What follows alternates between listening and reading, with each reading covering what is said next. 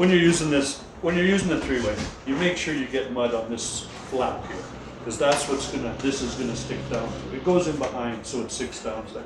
Then you load it up. A 6-inch knife works best, because then it just takes one stroke to use. You go 5-inch knife, you're making a few strokes. A 6-inch, one stroke, you've loaded it for your three-way.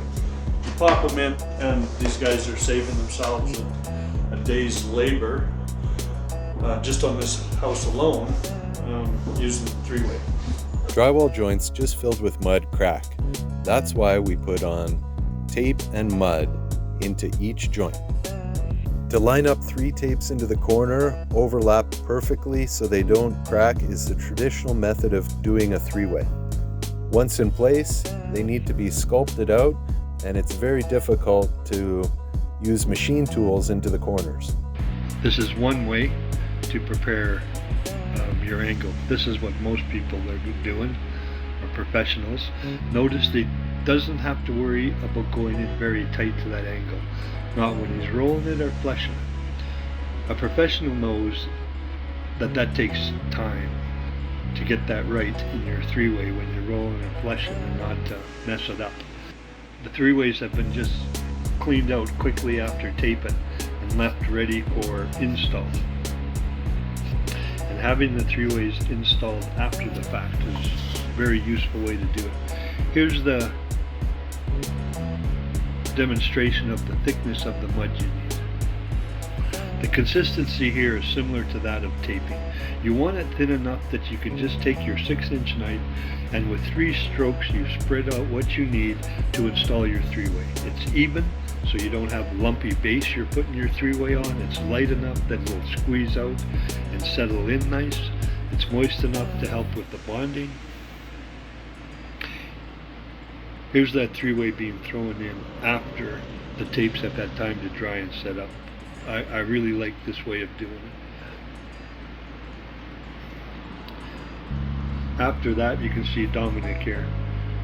You just have to skim in that edge as you're going along, and that is way faster than digging deep into that three-way.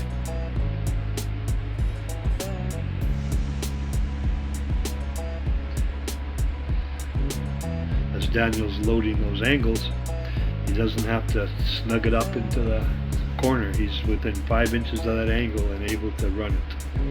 It's a much quicker way to set the machine, to set your head to move down the wall.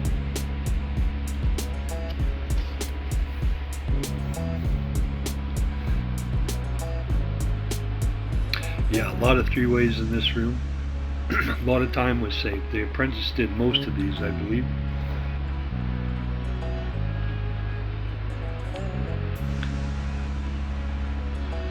But especially these days with the bulkheads they pile on for you in subdivisions, three-ways really help save time. And they help save a lot of money when you have an apprentice that gets good enough to be able to run around and get all those done for you.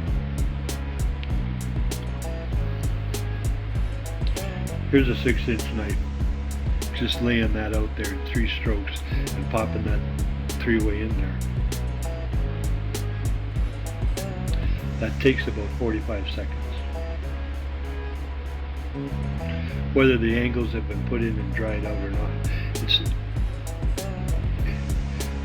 this way is not bad, overlapping it like that. That's still a very quick, nice way to do it.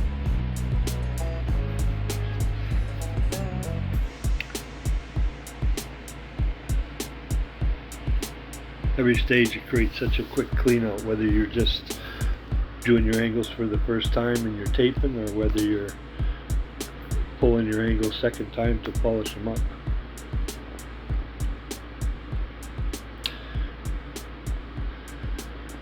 Yeah, you just got to sand the edge of that three-way and it's sanded out. It's not near the work of digging in and shaping it with your knife or anything.